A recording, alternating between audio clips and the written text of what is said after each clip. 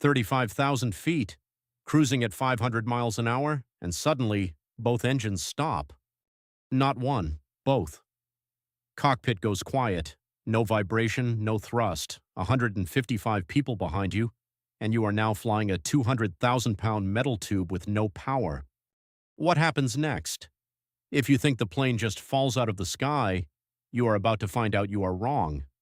This is why planes don't fall, even when everything fails.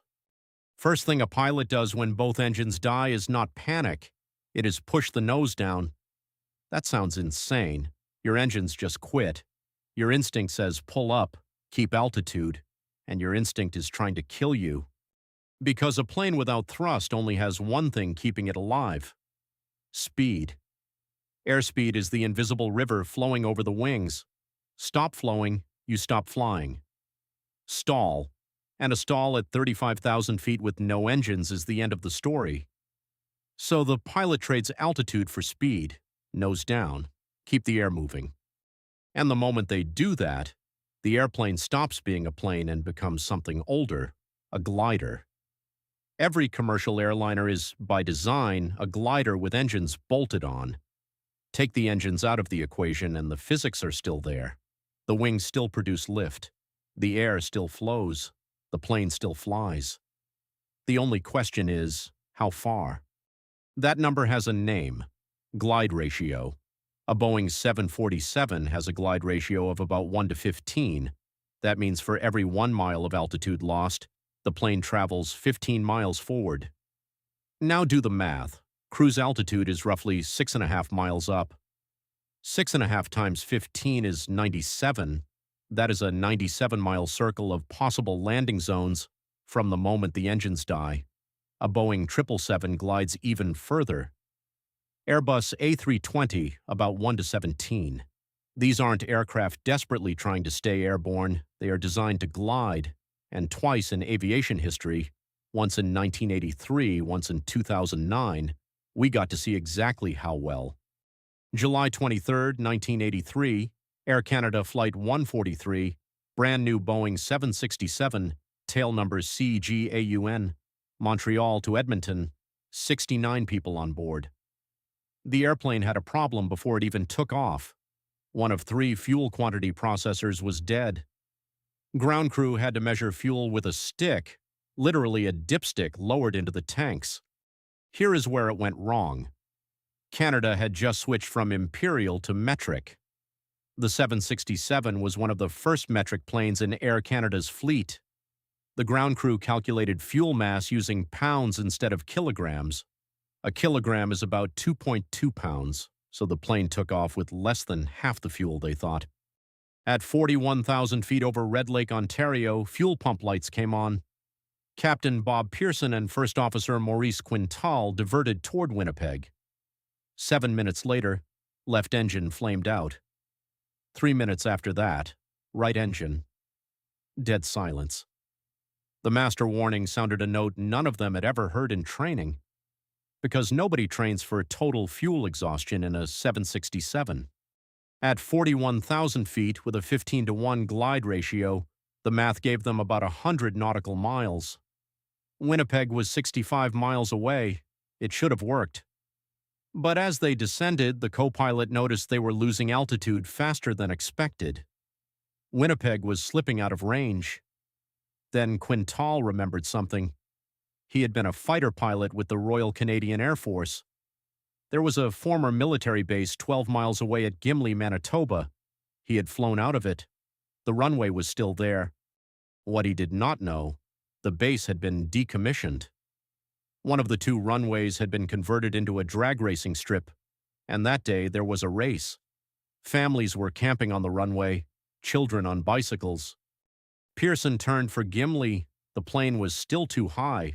A normal pilot would have been stuck, but Bob Pearson had a hobby. He flew gliders. He did something no airline pilot had ever done in a commercial jet, a maneuver called a forward slip. You cross-control the plane, rudder one way, ailerons the other. The plane flies sideways through the air. Drag goes up, altitude burns off fast. Airspeed stays. It is a glider pilot trick. It is not in any 767 manual. Pearson side-slipped a 60-ton airliner down to runway level. No power, no hydraulics to raise flaps. Landing gear fell under gravity. The nose gear didn't lock, it would collapse on touchdown. He put the plane down at 175 knots on pavement where children were racing bicycles. Two kids on the runway swerved into the grass at the last second. Nose gear collapsed, plane skidded to a stop. Small fire in the nose. Passengers evacuated down the rear slides. The only injuries were from the slides because the rear of the plane was now tilted up. 69 people alive. The airplane was repaired and flew for Air Canada for another 25 years.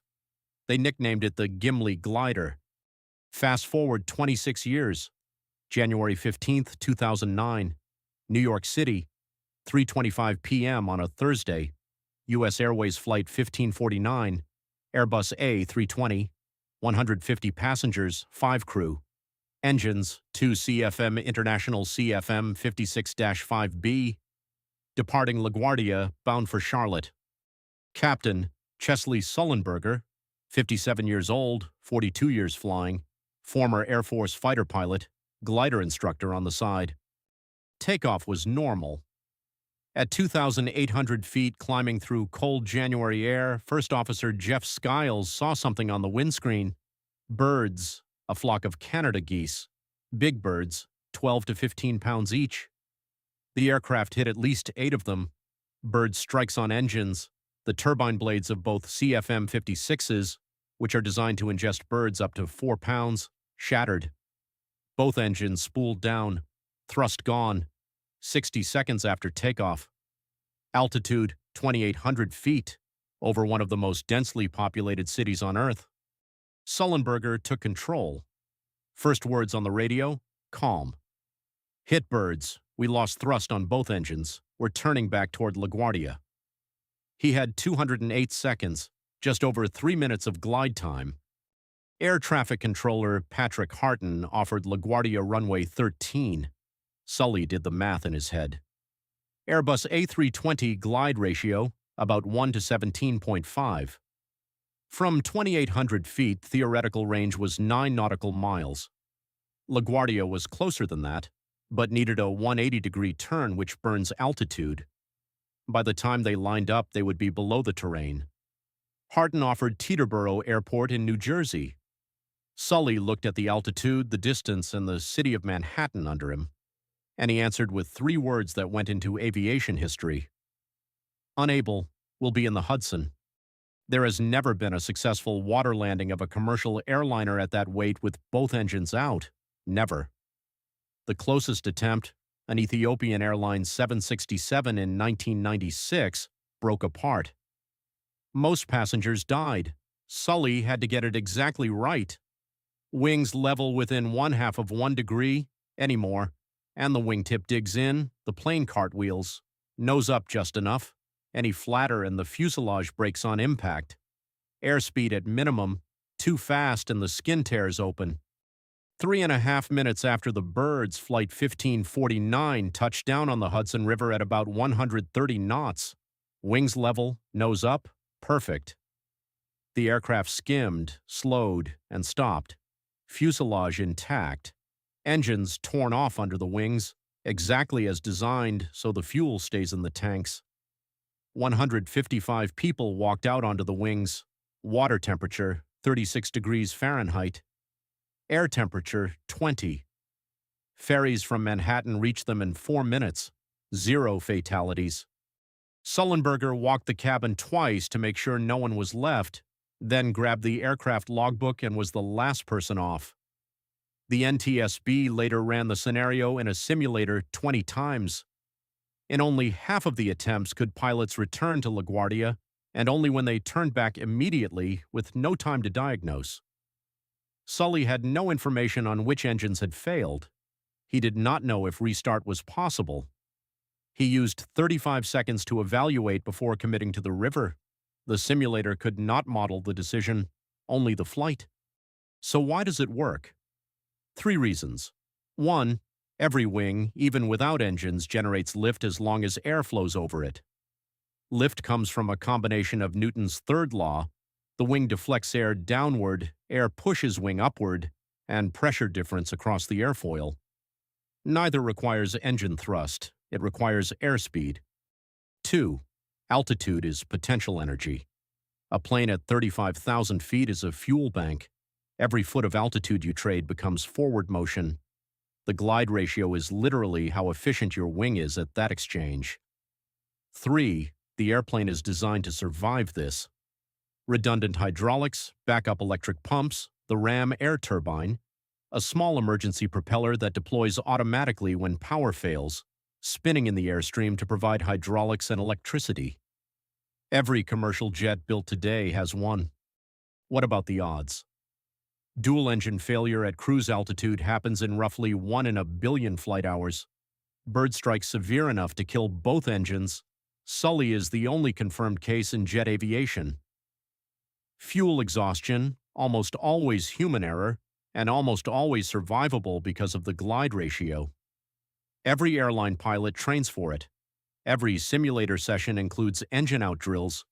They know exactly which checklist, which speed, which altitude to hit.